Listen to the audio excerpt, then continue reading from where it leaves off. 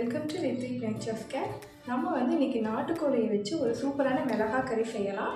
இது நல்லெண்ணெய், வரமிளகாய் அண்ட் சின்ன வெங்காயம் இதை மட்டுமே வச்சு செய்யக்கூடிய டிஷ்.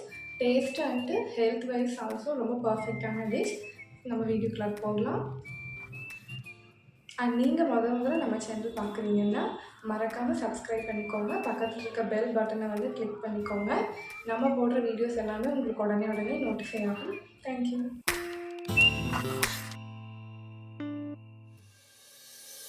நாட்டுக்கோழி நல்லெண்ணெய் பெரட்டல் எப்படி செய்கிறதுன்னு பார்க்கலாம். அதுக்கு முதல்ல ஒரு பேன் எடுத்துக்கோங்க. அந்த பேனில் கொஞ்சம் தாராளமாக நல்லெண்ணெய் ஆட் பண்ணிக்கலாம். இப்போ ஒரு 1/4 கிலோவுக்கு கம்மியான அளவுக்கு சின்ன வெங்காயம் உரித்து வச்சுருக்கேன், அதை ஆட் பண்ணிக்கலாம். ஒரு 4-5 விதை நீக்கின வரமிளகாய் ஆட் பண்ணிக்கலாம்.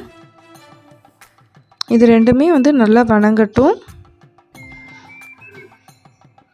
இந்த ஸ்டேஜில் நீங்கள் இஞ்சி பூண்டு பேஸ்ட் ஆட் பண்ணுறதா இருந்தால் பண்ணிக்கலாம். நான் பண்ணலை.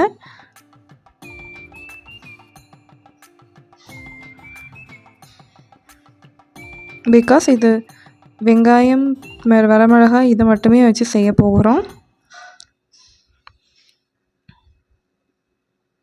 ஆல்ரெடி நான் 1/2 கிலோ சிக்கன் எடுத்திருக்கேன். நாட்டுக்கோழியை நல்லா ஒரு 6 to 7 விசில் வச்சு எடுத்து நல்லா வேக வச்சுட்டேன். இந்த நாட்டுக்கோழியில் நான் சூப் எடுத்திருக்கேன். ஸோ இதில் நான் இஞ்சி பூண்டு, மிளகு, ஜீரகம் இதெல்லாம் ஆட் பண்ணியிருக்கேன். அண்ட் கருவேப்பிலை, கொத்தமல்லி தலையும் ஆட் பண்ணியிருக்கேன். ஸோ அதோட எசன்ஸ் ஃபுல்லாகவே இதில் இறங்கிருச்சு.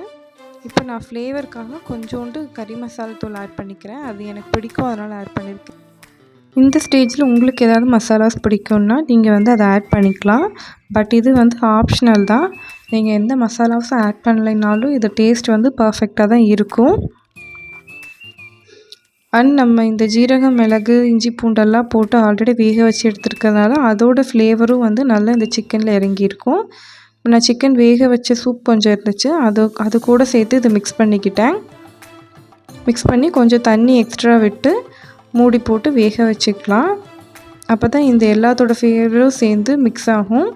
இப்போ இந்த ஸ்டேஜில் நான் 1 ஸ்பூன் பெப்பர் பொடி பண்ணி சேர்த்துக்கிறேன். ஒரு 5 நிமிஷம் மூடி வச்சு வேக வைக்கலாம்.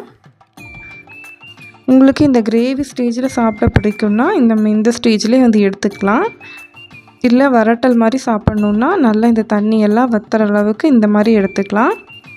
ரெண்டுமே சூப்பராக தான் இருக்கும். இதில் நம்ம எந்த ஒரு எக்ஸ்ட்ரா மசாலாஸுமே ஆட் பண்ண கிடையாது. கறி மசாலாவும் வீட்டில் அரைச்ச ஹோம்மேட் மசாலாஸ் தான் ஆட் பண்ணியிருக்கோம். ஸோ ரொம்ப ஹெல்த்தி.